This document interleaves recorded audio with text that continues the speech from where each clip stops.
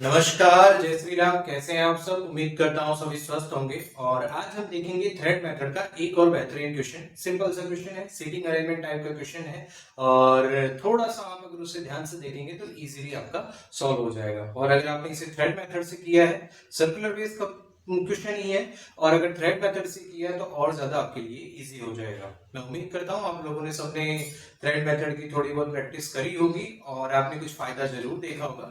एक हफ्ते तक इसे कंटिन्यू करिए। ऐसा मत सोचिए कि आपने कल इसे सॉल्व किया, कल सीखा और कल इसे कुछ क्वेश्चन सॉल्व किए और आप कंफ्यूज हो रहे हैं, आपको नहीं समझ में आ रहा है। कोई भी एक क्वेश्चन जो होता है शुरुआत में, कोई भी नया तरीका शुरुआत में थोड़ा सा टफ लगता ही है, उसके बाद धीरे धीरे जैसे ही आपकी पकड़ बैठ जाती है तब वो काफी आपके लिए ईजी हो जाता है। तो वैसा ही इस क्वेश्चन को भी, इस मेथड को भी आप करें, थोड़ा सा टाइम दें और उसके बाद फिर आप देखें किस तरीके से आपके लिए बेनिफिट साबित होता है। ठीक है, तो क्वेश्चन करेंगे और क्वेश्चन आपको आपकी स्क्रीन पर दिख जाएगा। आप इसे पहले सॉल्व करिए और उसके बाद फिर आंसर को देखिए। तो हम शुरू करते हैं। क्वेश्चन आपको दिया है, 8 people of which A B C D are women. ठीक है, ए बी सी डी, और ये क्या है? वुमेन है। वुमेन को हम माइनस से इंडिकेट करते हैं और मैन को हम प्लस से इंडिकेट करते हैं। And P Q R S R main, और पी क्यू आर एस ये सब क्या है? मैन है। और ए बी सी डी क्या है? आपके वुमेन है।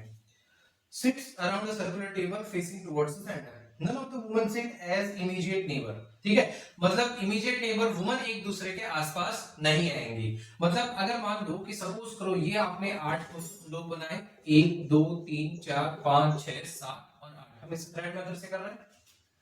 अगर यहाँ कोई वुमन आ गई है तो इसका मतलब वो यहाँ नहीं आएगी, ना तो यहाँ आएगी ना यहाँ आएगी। क्लियर है ये चीज? क्यों? क्योंकि ये इसका नेबर हो गया ना। ये थ्रेड को आप इस तरीके से घुमाओगे तो वो क्या हो जाएगा? थ्रेड आपका नेबर ही हो जाएगा। इसलिए ये आपका क्या हो गया? आस पास में नहीं आएगी, ना तो कोई वुमन यहाँ आएगी ना कोई वुमन यहाँ आएगी। मतलब वुमन नहीं आएगी तो कौन आएगा? मेल आ जाएगा। कौन आ जाएगा? मेल आ जाएगा। क्लियर है ये चीज? ठीक है, ए इज नॉट फेसिंग बी। ए जो है बी को फेस नहीं कर रहा है। देखिए, आप नेगेटिव कंडीशन और पॉजिटिव कंडीशन का ध्यान रखिए। ऐसा नहीं लिखा है कि ए इज फेसिंग बी, यहाँ साफ साफ बोला है ए इज नॉट फेसिंग बी। और सारे इनसाइड फेस कर रहे हैं, इसलिए हमें डायरेक्शन का तो कोई इशू नहीं है। Q is immediate neighbour of C. Q जो है सी का इमीडिएट नेबर है। मतलब क्यू सी के इस साइड भी हो सकता है, इस साइड भी हो सकता है। फेसेस पी, तो क्यू किसको फेस कर रहा है? पी को फेस कर रहा है। किसको? पी को फेस कर रहा है। R is immediate neighbour of D. ठीक है, आर जो है डी का इमीडिएट नेबर है। मतलब अब ये नहीं पता कि वो लेफ्ट में या राइट में, लेकिन इमीडिएट नेबर है।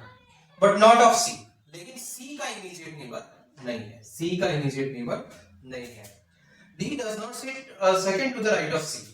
डी जो है सी के सेकंड टू द राइट में नहीं है। डी जो है सी के सेकंड टू द राइट में नहीं है। At least 1% sit between A and R, और ए और आर के बीच में मिनिमम 1%। यहां नहीं बोला है कि एक ही पर्सन बैठा है। ध्यान से देखिएगा इस कंडीशन को। यहां ऐसा नहीं बोला है ए और आर के बीच में एक ही पर्सन बैठा है। यहां ये बोला है कि ए और आर के बीच में मिनिमम एक पर्सन है। मतलब एक से ज्यादा हो सकता है, लेकिन एक से कम नहीं हो सकता। एक से कम नहीं हो सकता, एक या एक से ज्यादा। मतलब आप ये कह सकते हो मोर देन और इक्वल टू 1। मोर देन और इक्वल टू 1, ये आप यहाँ पर कंडीशन में कह सकते हो। तो ये कुछ कंडीशंस आपको दी गई हैं, हमने कंडीशन लिख ली। अब क्वेश्चन की हमें जरूरत नहीं है। ठीक है, अब देखो, अब आपको यहां से कहां से शुरुआत करनी है। सबसे पहला हमारा पॉइंट ये आता है कि आप किस टॉपिक को लेकर शुरुआत करोगे। देखो, क्यू सी और बी, ये चीज दी गई है, 3 चीजें हमें मिल रही, तो हम यहां से शुरुआत कर लेते हैं। तो क्यू को मैंने यहां रखा, तो क्यू के सामने कौन है? पी। 1 2 3। ठीक है, अब पहली बात तो क्यू क्या है? पॉजिटिव है, यानी पॉजिटिव वाले पोजीशन पर मैंने रख दिया। अब एक चीज यहां पर अगर आप समझ जाओगे तो ये क्वेश्चन आपके लिए बहुत ईजी हो जाएगा। और वो क्या है? यहां पर बोला था कि कोई भी वुमेन एक दूसरे के पास में नहीं है। मतलब कि वुमेन जो होंगी एक गैप पे एक होंगी, मतलब एक जन छोड़ के फिर वुमेन आएंगी। मतलब यहां वुमेन है तो यहां नहीं आ सकती और यहां नहीं आ सकती, तो अब कहां आएगी? यहां आएगी। अब इसके पास में यहां कोई वुमेन नहीं आ सकती तो यहां आ जाएंगी, फिर यहां वुमेन नहीं आ सकती तो यहां आ जाएंगी। ठीक है, तो वुमेन की पोजीशंस हो गई। अब बची जो पोजीशन है किसकी हो जाएगी? मेन की हो जाएगी। सीधी सी बात है। देखो, 4 वुमेन होगी, 1 2 3 4, और 4 मेन, 1 2 3 4। बस ये कॉन्सेप्ट आपको समझना था। ये अगर आप समझ गए तो ये क्वेश्चन आपके लिए बहुत इजी हो जाएगा। देखो, अब क्यू क्या है? अब ये ध्यान रखना कि मैन की पोजीशन पर ही आपको मैन को बैठाना है। क्लियर है चीज। अगर आप ये नहीं ध्यान में रखोगे तो ये क्वेश्चन आपके लिए सॉल्व होना लगभग लगभग नामुमकिन सा हो जाएगा, या फिर आप ये कह लें कि बहुत ज्यादा टाइम कंज्यूम करेगा आपका। लेकिन ये एक कंडीशन ऐसी थी जिसकी वजह से आप इस क्वेश्चन को पकड़ के आप आराम से सॉल्व कर सकते हो। देखो क्यू से सामने पी है, तो मैंने आपको कल ही बताया था फेसेस पी करना, 8 लोग यहाँ पर हैं, तो आपको कैसे फाइंड करना है कि उनके बीच में कितने लोग हैं। तो 8/2 -1 यानी 4 - 1 यानी कितना हो जाएगा 3। तो इनके बीच में 3 लोग बैठे, 1 2 3, तो यहाँ आ जाएगा आपका P। क्लियर। अब Q के पास में कौन है, C है, तो C यहाँ भी आ सकता है, C यहाँ भी आ सकता है। क्लियर है, हमें नहीं पता। तो ऐसी कंडीशन में जहां पर बहुत ज्यादा वेरिएबल ना दियो वहां फटाफट से क्वेश्चन बना ही लेने का, ठीक है, दूसरी पॉसिबिलिटी बना ही लेने की, Q फिर P। अब C को आप यहाँ रख सकते हो या फिर C को यहाँ रख सकते हो, दो पोजीशन हो गई C की। अब आपको बोला है कि R और D आसपास में है, लेकिन C के पास में R नहीं है, C के पास में R नहीं, मतलब R यहाँ नहीं आएगा।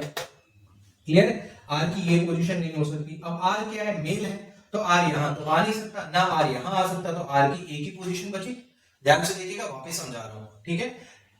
R के सामने C नहीं हो सकता, ठीक है, R मतलब R के नेबर में C नहीं हो सकता। ये बताया था ना कि R is neighbour of D but not C, यही बोला था। R जो है D का नेबर है बट C का नेबर नहीं है। तो R क्या है, आपका मेल पर्सन है, तो मेल पर्सन यहाँ तो आएगा नहीं क्योंकि यहाँ फीमेल है, यहाँ भी फीमेल है नहीं आएगा, यहाँ भी फीमेल नहीं आएगा, और यहाँ आपका नहीं आ सकता क्योंकि C के बाजू में R नहीं आएगा। तो R सीधी सी बात है यहाँ आ जाएगा। क्लियर है चीज। अब D की बात करते हैं, और इस कंडीशन में देखिए जो R कहाँ नहीं आएगा, R यहाँ नहीं आ सकता। देखो ये भी वही है, आपके साइंस तो वही हमने लगा रखे हैं।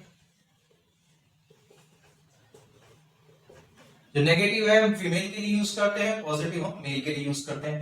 तो R देखो, R यहाँ नहीं आ सकता, ठीक है, तो R यहाँ आ सकता है। एक ही पोजीशन बची अगेन R के लिए ये पोजीशन बच गई, ठीक है। अब देखो यहाँ पर कि D की पोजीशन R के, लेकिन नेबर में कौन है, D है। R के नेबर में C नहीं था, लेकिन R के नेबर में D है।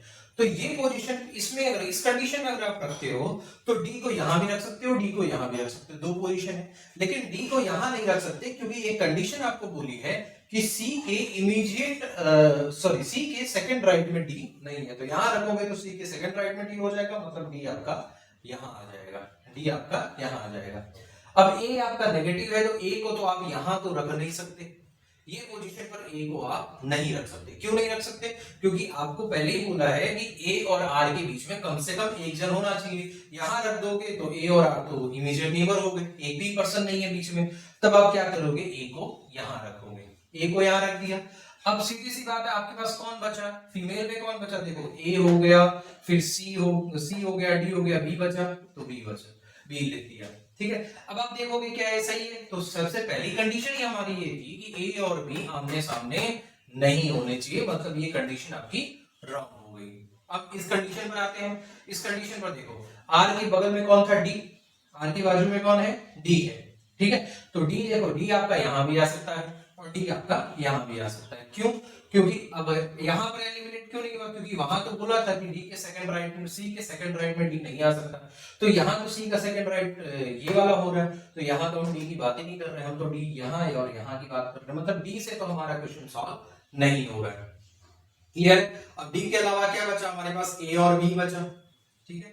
तो A को आप यहाँ नहीं रख सकते, A को आप यहाँ नहीं रख सकते, मतलब A आपका यहाँ आ जाएगा। कैसे, देखो मैं वापस बता रहा हूँ, समझा रहा हूँ। देखो A को मैं यहाँ नहीं रख सकता, क्यों नहीं रख सकता, क्यों, क्योंकि R के जस्ट बाजू में आ जाएगा, नेबर आ जाएगा, इसलिए A को आप यहाँ नहीं रख सकते। A को आप यहाँ भी नहीं रख सकते, क्यों, क्योंकि A जस्ट नेबर हो गया ना, इधर से घूम के जाओगे तो इधर ही आएगा, तो नेबर हो गया, तो मतलब A को आप यहाँ नहीं रख सकते। और A क्या है, फीमेल है, तो फीमेल है यानी A की पोजीशन बची, A आपका यहाँ आ गया। अब क्या बोला था, A और B के बीच में 3 जन का गैप नहीं है, मतलब आमने सामने नहीं है, मतलब 3 जन का गैप नहीं है। तो देखो 1 2 3, यहां तो 3 जन आ जाएंगे, मतलब ये पोजीशन नहीं होगी, तो यहां पर हो जाएगा। एक ही बस पोजीशन बचे, क्यों यही पोजीशन बची, क्यों मैं यहां नहीं बैठा रहा, क्यों, क्योंकि बी आपका क्या है, फीमेल है, तो फीमेल वाली पोजीशन पर ही बैठाऊंगा ना।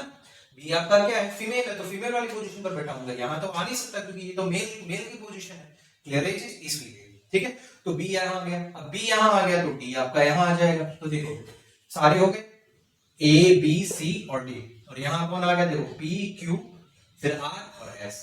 और ये आपका फाइनल आंसर। सिंपल सा क्वेश्चन था, कुछ ज्यादा इसके अंदर नहीं था, बस आपको थोड़ा सा इन चीजों का ध्यान रखना था कि आपको ये एक लाइन अगर आपने समझ ली और अच्छे से इसको कैप्चर कर लिया तो ये क्वेश्चन आपके लिए बहुत इजी था। ऐसे क्वेश्चन प्री में आते हैं, बहुत सिंपल से क्वेश्चन होते हैं, टाइम कंज्यूमिंग नहीं होते, बस आपको थोड़ा सा कंडीशंस को ध्यान से पढ़ना होता है और थोड़ा सा इन्हें ध्यान से समझना होता है। तो बस सिंपल सा क्वेश्चन था। जय श्री राम। इस तरह के क्वेश्चन आप और भी साथ में करते रहिए और प्रैक्टिस करते रहिए। अगर आपको कोई डाउट होता है तो आप मुझे कमेंट करके पूछ सकते हैं, उसका जवाब मैं जरूर दूंगा। और साथ साथ में इसी तरीके से आगे आप तैयारी करते रहिए और उम्मीद करता हूं कि इस साल की जो भी एग्जाम्स है वो सारी आप क्वालिफाई करें और एक अच्छा रिजल्ट लेके आए अपने परिवार वालों का और आपका खुद का नाम रोशन करें। जय श्री राम।